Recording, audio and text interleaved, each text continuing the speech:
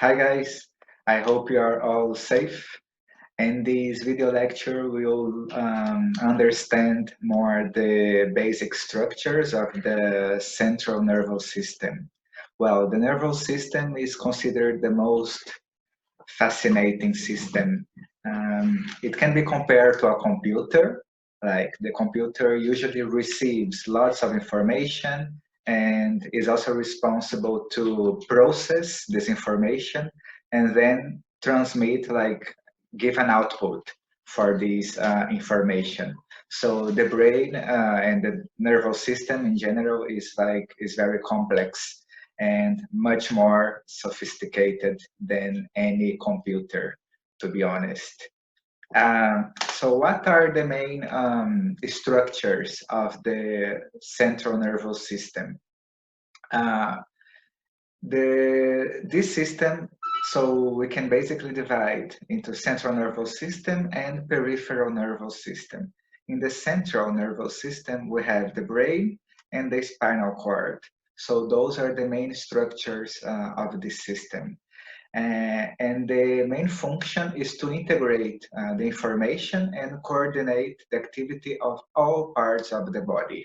Okay, so those are the central structures. The brain is this area here, is the biggest area, okay, of the central nervous system. So it's the biggest mass of tissue. The brain is anatomically divided into 4 regions. So we have the cerebral hemispheres, okay, they constitute the cerebrum, is the same. The diencephalon, which is this area here in purple. The brainstem, which is this area in green, okay, and the cerebellum here in dark brown. So those are the anatomical structures of the brain. First of all, in the cerebral hemispheres, so we basically have left and right cerebral hemispheres. Both hemispheres, they are divided by the longitudinal fissure, which is this line here, deep line here in between. And then we also have other fissures and sulci, which divide each hemisphere into a number of lobes named as the bones that cover them on top of it. So we have basically those 4 lobes that you can see here in this picture. So the frontal lobe, which on the top of it we have the frontal bone, okay, covering it. Here in blue, the parietal lobe covered by the parietal bone, and the occipital lobe covered by the occipital bone here on the back of the skull. And finally, in yellow, the temporal lobe covered by the temporal bone. It's worth mentioning that those structures here that we have, like for example, fissure and sulcus, so it could generally creates a little bit of confusion, but actually the fissure, they are classified as a deep line here that divides these hemispheres, and the sulcus, they are like considered more shallow lines that you see here. Then between, let's say, between 2 different sulci, as you see here in this picture, so we can have a gyrus. So gyrus is like this ridge or fold of cerebral mass, okay, present between 2 different sulci, okay. Okay, so mind this difference. Fissure are deep clefts, and sulcus is a shallow cleft. Then we have the frontal lobe. So this is the biggest lobe in the brain. So this is the largest of the four lobes in mammals, separated by the parietal lobe by the central sulcus, and from the temporal lobe by the lateral sulcus. So here we have the central sulcus dividing frontal lobe and parietal lobe, and here the lateral sulcus dividing frontal lobe and temporal lobe.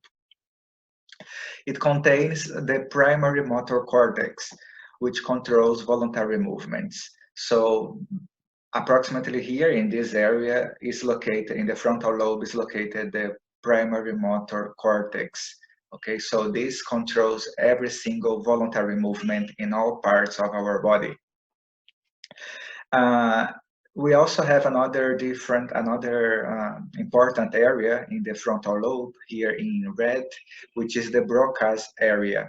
So this area is related with the speech production. Okay, so this area was discovered by the neurologist, a French neurologist called Paul Broca, and he linked this area with the production of speech. Okay, so the ability to produce speech it comes from this area here. So, and if someone has an injury to this area, this is called non-fluent aphasia.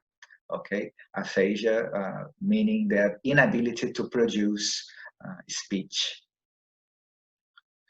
We have also the occipital bone, okay, which is the most posterior lobe. Sorry, this lobe is separated from the parietal lobe by the parieto-occipital sulcus, as you see here in this picture, and here as well. But it's worth mentioning that this sulcus here, this cleft, is mainly visible in the medial section of the cerebrum. Okay, this is not observed. This cannot be observed laterally. It's more observed medially. And we also have the primary visual cortex, okay, which lies posteriorly to the calcarine sulcus. So this is the calcarine sulcus, okay. Posteriorly to that, here in the back of it, we have the primary visual cortex, which is the area responsible for integrating the visual stimulus. Okay. The parietal lobe is this area here in blue, is separated from the frontal lobe by the central sulcus, okay, as we mentioned before. And the occipital lobe here in the back, we have this other sulcus, the parieto-occipital sulcus. So the names, they are quite intuitive, okay? So this divides parietal and occipital, so parieto-occipital sulcus. And from the temporal lobe by the lateral sulcus. So here is the lateral sulcus dividing parietal lobe and temporal lobe. So this lobe here is mostly responsible for integrating several sensorial information. So here we have the primary sensorial cortex in the parietal lobe. So every sensation that we have, like touch, temperature, touch, temperature, and pain, they are detected by sensorial receptors, and then these receptors, they will detect the information, and by means of sensorial nerves, this sensorial information will arrive here in this area called primary sensorial cortex in the parietal lobe. The temporal lobe is located inferiorly to the lateral sulcus. So this is the lateral sulcus, and in green, the temporal lobe. It contains areas for auditory processing, language comprehension, memory, and emotions. So part of the temporal cortex is also linked to the limbic system. As you may have learned in physiology, the limbic system is involved with emotions. And we also have an important area here in the temporal lobe, which is called the Wernicke area. So this area is involved in the comprehension of written and spoken language. So on the contrary of the Broca's area, because the Broca's area is more like, I was mentioning an injury to the Broca area, it will result in non-fluent aphasia. And an injury to the Wernicke's area, it will result in fluent aphasia. What's the difference between non-fluent aphasia here in Broca and fluent aphasia in Wernicke's area? The difference is that in Broca, the patient which has an injury here, they cannot produce words. So their words will be like ta, ta, no, na, you know, like unmeaningful words. And this here in Wernicke's, the patient can produce words, okay? For example, you can say, I, river, pencil, desk. So the patients with with an injury in Wernicke's, they can produce words, but there is no connection between these words, so it's uncomprehensible. Okay, so that's the difference between Wernicke's and Broca's. We then have that between each cerebral hemisphere, between right and left cerebral hemispheres, we have the corpus callosum. Okay, so these hemispheres, they are linked by the corpus callosum, which is a very large bundle of nerve fibers. And we also have like small fiber tracts that they pass here in this area that they are called commissures. Okay, so the corpus callosum is a big bundle of nerve fibers, mainly myelinated neurons. Okay, so as you see here in this frontal section of the cerebral hemispheres, we have the cerebral cortex, which is this most superficial area, okay, in the brain. So this cortical area, it is composed by gray matter, okay? So gray matter, as you see here in the color, it's darker, so gray matter. It's mainly composed by unmyelinated axons, okay? And deep here in the cerebral hemispheres, we have the white matter. So white because this color is lighter in color, and we mainly have myelinated axons. So myelin gives also this appearance of white color. Okay, so this is in a frontal view, frontal section, okay, of the cerebral hemispheres. And this other view is the sagittal section, in which we can see the corpus callosum here, okay? The frontal lobe, occipital lobe, okay? And the corpus callosum lying here deep in the cerebral hemispheres. So I've already mentioned the differences between gray matter and white matter, okay? And also deep inside the white matter, we also have basal nuclei.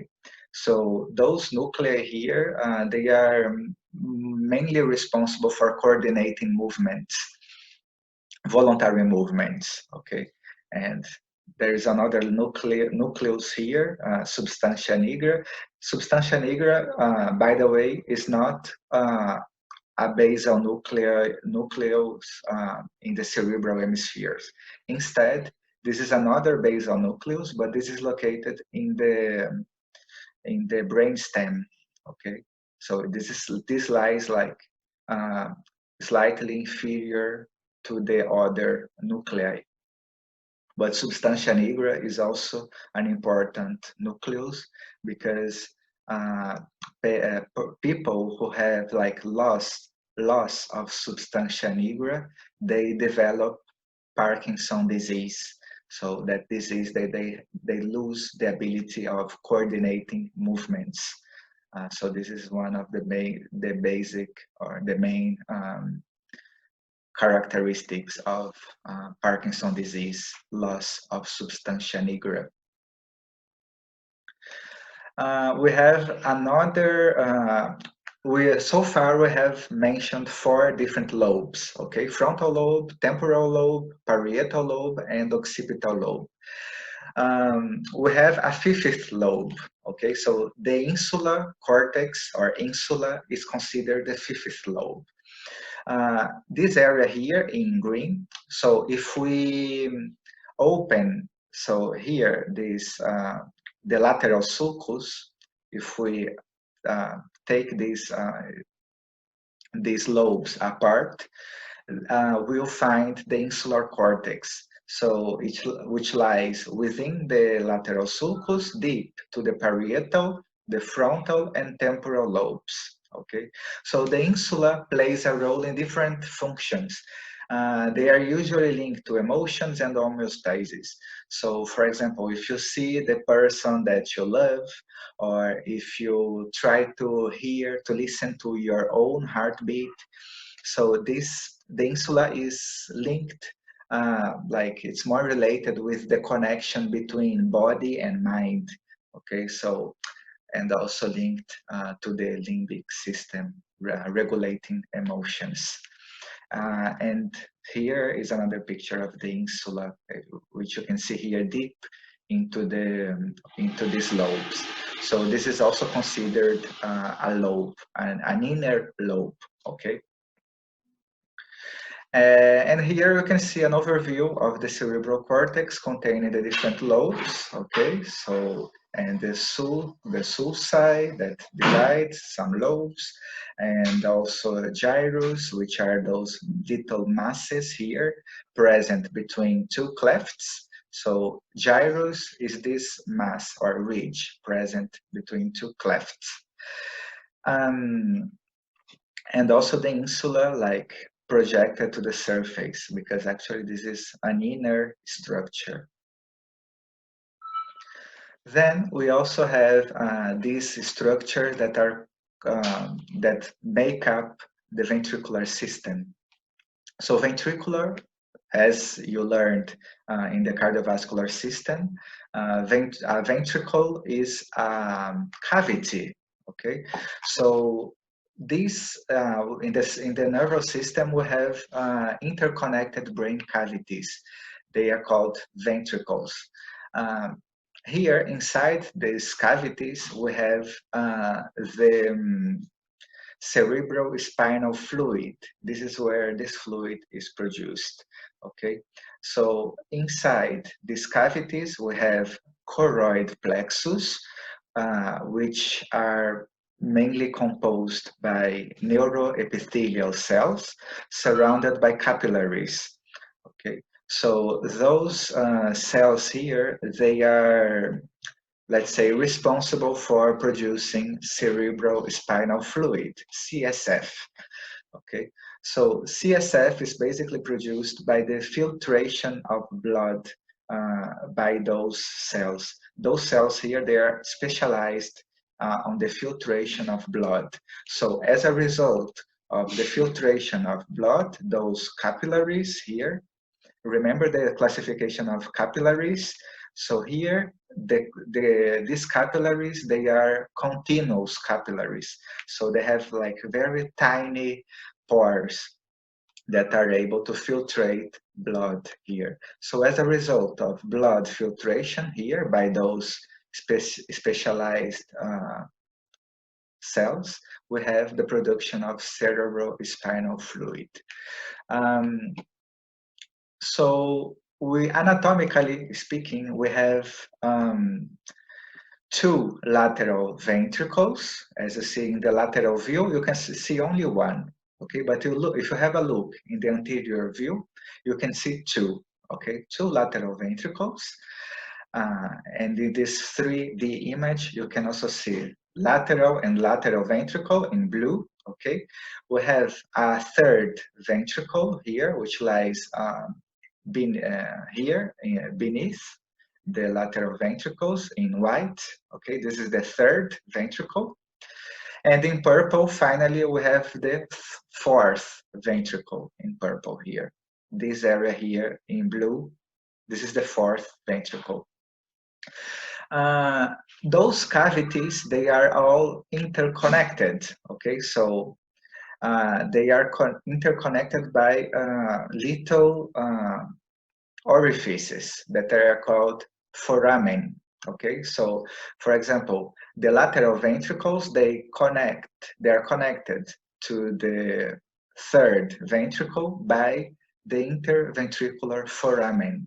So this is a passageway between those ventricles.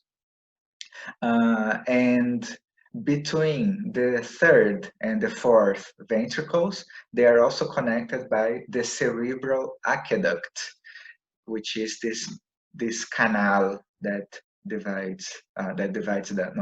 that connects third and fourth ventricle. So here in red, you can see the cerebral aqueduct. Okay, so they are all connected.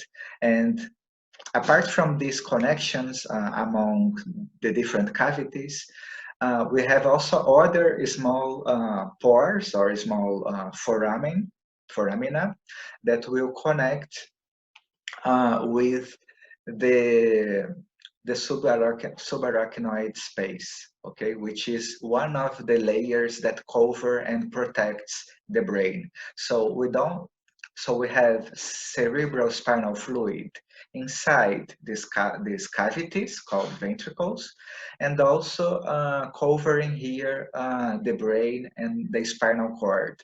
Okay, so it will also, the function is to protect, to give some protection to the structures of the central nervous system. This is how they look like in MRI, so in magnetic resonance image. So those are real pictures. Okay, so here we can see these images of the lateral ventricles. Okay, in the sagittal view and in this transverse section. We see the third ventricle here and the fourth ventricle, which is located here, like right anteriorly to the cerebellum. Okay. There are some conditions that can happen anormally. Okay, so let's say in babies, if they have a problem in the like an obstruction between these cavities, okay, we can babies, they can develop a condition called hydrocephalus. So hydrocephalus is caused by an obstruction to the circulation of cerebral spinal fluid. So this obstruction is mainly caused here in the cerebral aqueduct, which connects third ventricle with fourth ventricle. So if there is an obstruction here in this cerebral aqueduct, what will happen? So it will increase the volume of cerebral spinal fluid and also the pressure here. Okay, so this causes like an increase in the size of the ventricles and the pressure inside the skull. Okay, so what's the treatment for that? So the treatment, like as a short-term treatment, uh, uh, they can insert like a catheter to drain this fluid, the excess fluid from the ventricles. Okay, but as the babies, they can get like reoccurrence of this uh, condition because the obstruction is still here. Okay, so how to treat this obstruction? So surgeons, they can insert another catheter here in the ventricles to bypass the obstruction. So in a way that it releases the pressure also. Okay, so it drains and release the pressure because the catheter will bypass the, the obstruction. So this is this condition, how this condition could be treated by surgeons. And this picture here also illustrates the subarachnoid space that I mentioned before, that the fluid produced inside the cavities, in the in the choroid plexus, will somehow reach here the subarachnoid space, okay, covering all the brain here, okay, the brain structures. And this is also the subarachnoid space, okay? Those are layer, this is a layer that covers the brain and also the spinal cord. The next structures that we see in the central nervous system, so this is a region called diencephalon.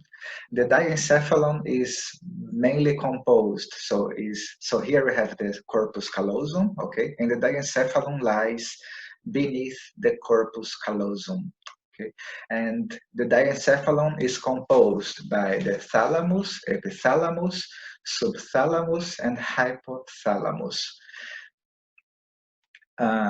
This is a 3D image that you can see the diencephalon here in red. Okay, it's located on both sides of the third ventricle.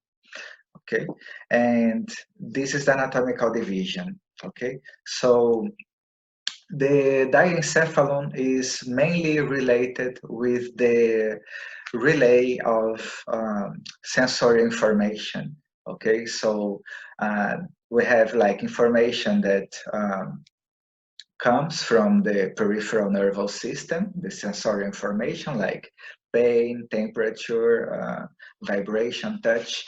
So this information will pass here in this area, okay? So this area is like an integrative area that relay information, the sensory information to the higher cortical areas. So in this case here, the primary sensorial cortex located in the parietal lobe. So this is the general function of the diencephalon. The anatomical division then, we have the thalamus here, which acts as a hub between the different subcortical areas located in the parietal lobe. In the cerebral cortex, more generally speaking. The epithalamus, okay, which lies here more posteriorly to the thalamus. The epithalamus forms the roof of the third ventricle and also contains the pineal gland, okay, that gland, the endocrine gland, okay, responsible for secreting melatonin. The hypothalamus is the most important of them, of the diencephalon, because this is also considered an area that can act as partly endocrine, because it can regulate the pituitary gland, and also can produce their own or hormones here in the hypothalamus as well. And the subthalamus is not shown here in this picture, but it was shown in the previous picture. This connects the diencephalon to the globus pallidus, which is a basal nucleus. Okay. So the main functions of the diencephalon is to relay sensorial information and also to control many different autonomic functions, okay, including the regulation of body temperature, water, and also heartbeat, etc. The brainstem is more located here beneath the diencephalon. Okay, so this is the thalamus, part of the diencephalon here, and beneath it we have the brainstem, which is composed by midbrain in green, pons in blue, and medulla oblongata in red here, orange. This is the anatomical division, okay?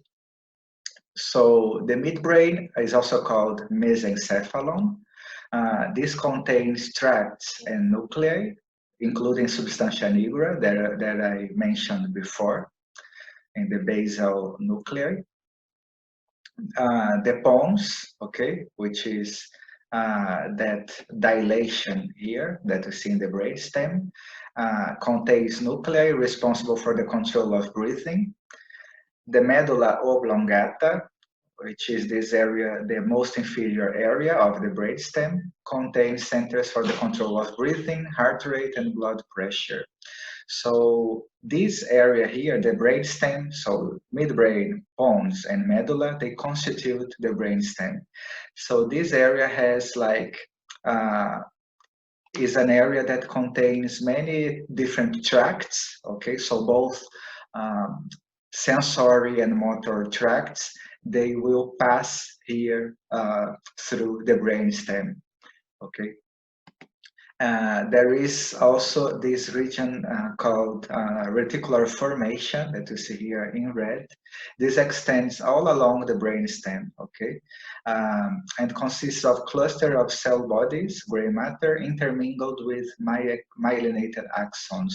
So this area here will be related with the motor control of visceral organs, including like the movement, the eye movements, or the vasoconstriction or vasodilation of vessels.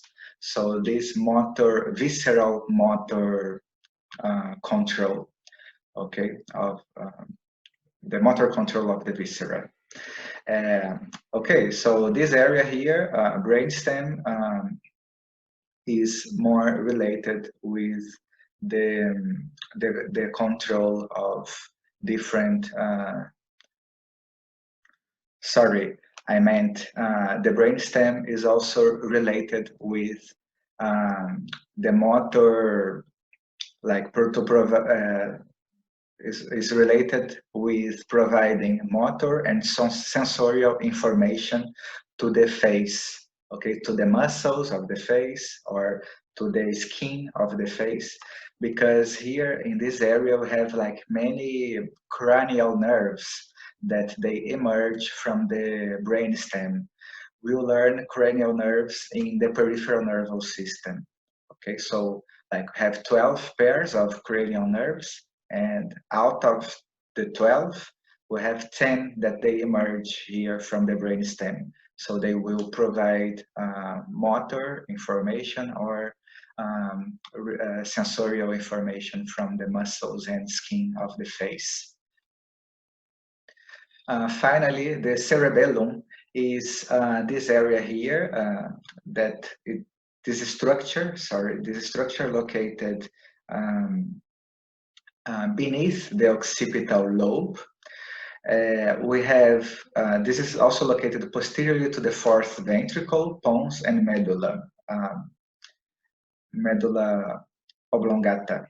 So this area here in white, so this is the fourth ventricle. This is a cavity, okay? So this is the pons, the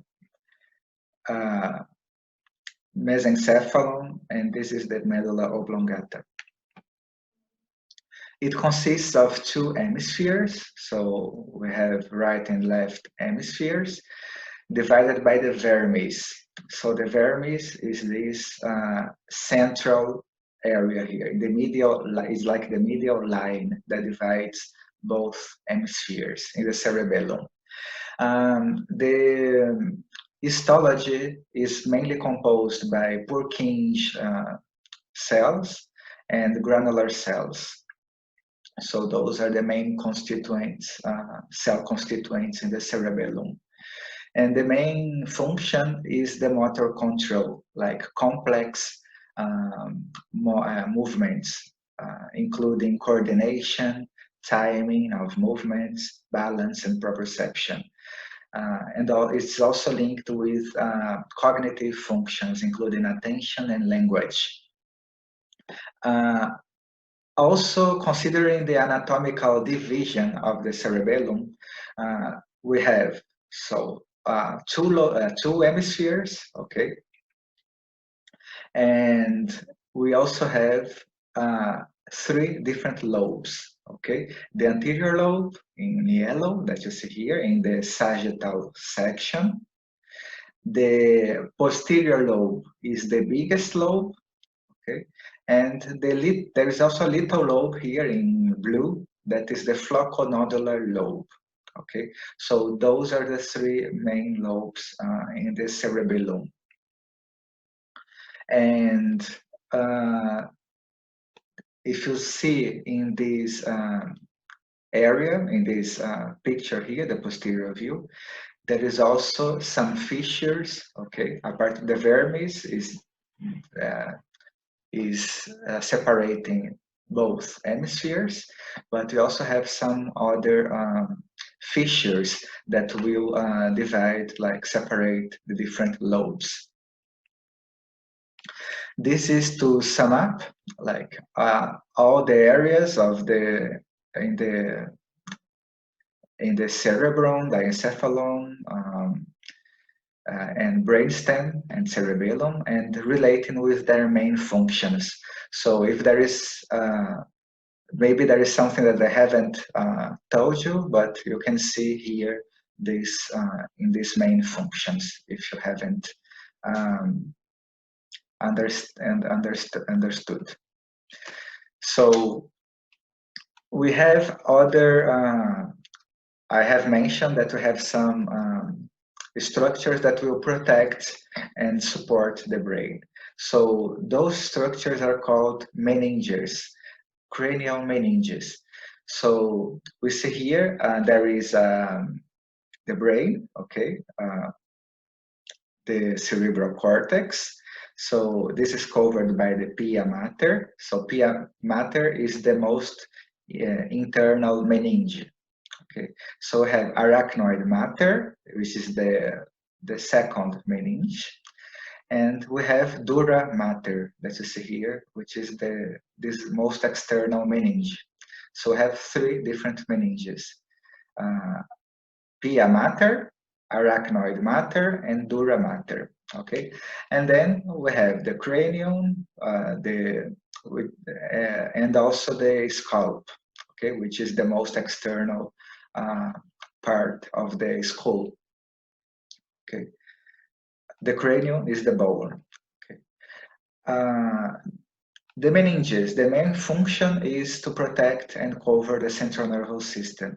So the meninges are not only present in covering the brain, but also the spinal cord. And we have these three layers. Dura mater is a thick double layer membrane composed by tough and dense connective tissue. So this is here that you see in blue. Okay, so this is a double layer of dura mater. The arachnoid mater is the middle layer that you see here in gray. Okay, is an arrangement. The arrangement of its collagen elastic fibers resemble a spider web. As you see here, this spider web makes up the subarachnoid space. Okay, and in this space we will have the cerebral spinal fluid, CSF, running here in this space. Okay, and the innermost is the via mater, which is a thin layer of collagen and elastic fibers that adheres to the surface of the brain and the spinal cord. So it's very like, it's a tightly adhered to the surface of the brain cortex. The cerebral spinal fluid runs in the subarachnoid space, okay, and provides mechanical and also immunological protection because there is also immune cells running in this subarachnoid space.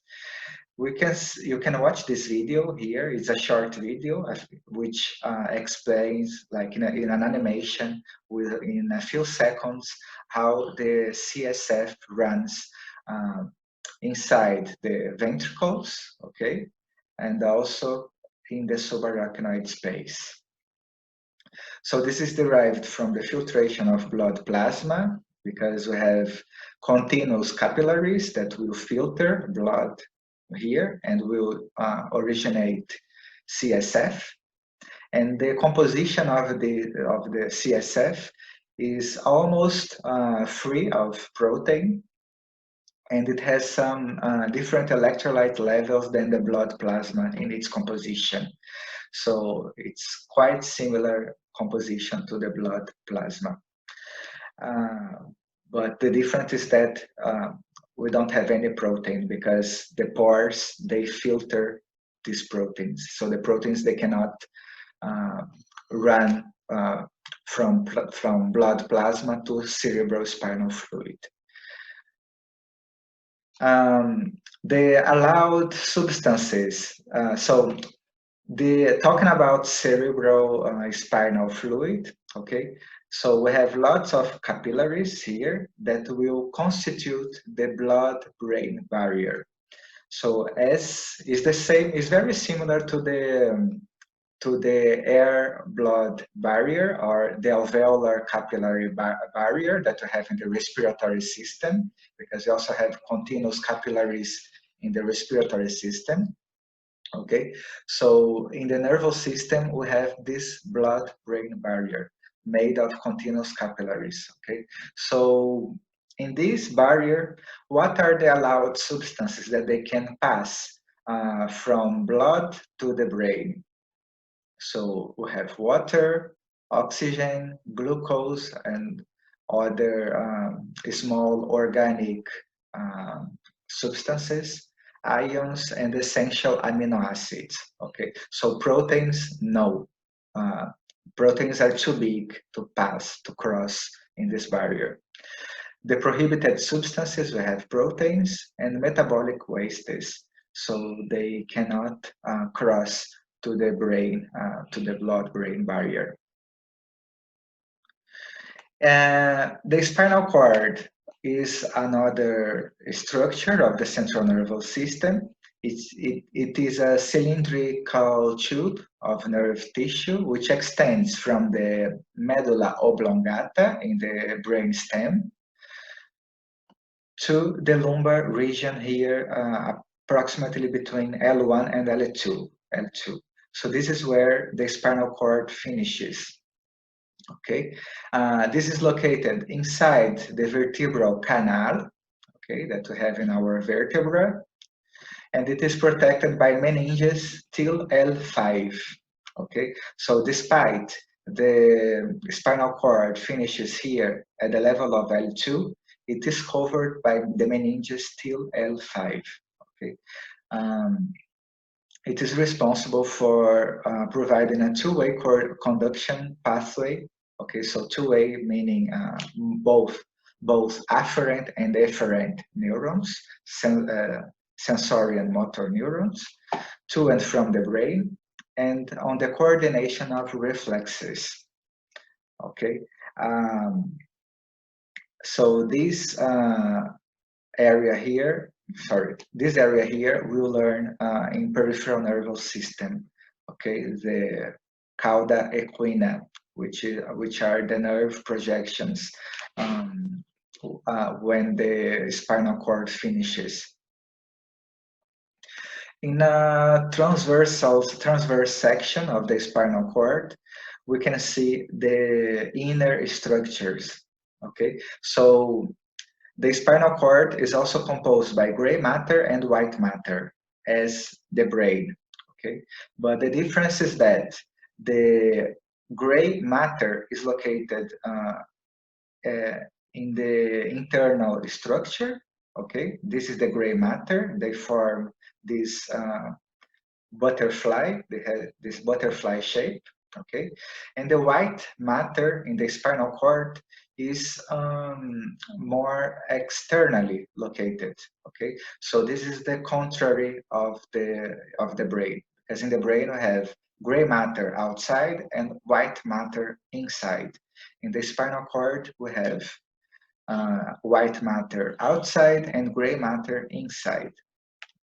Okay, so this is the gray matter. First of all, it has this the shape of butterfly.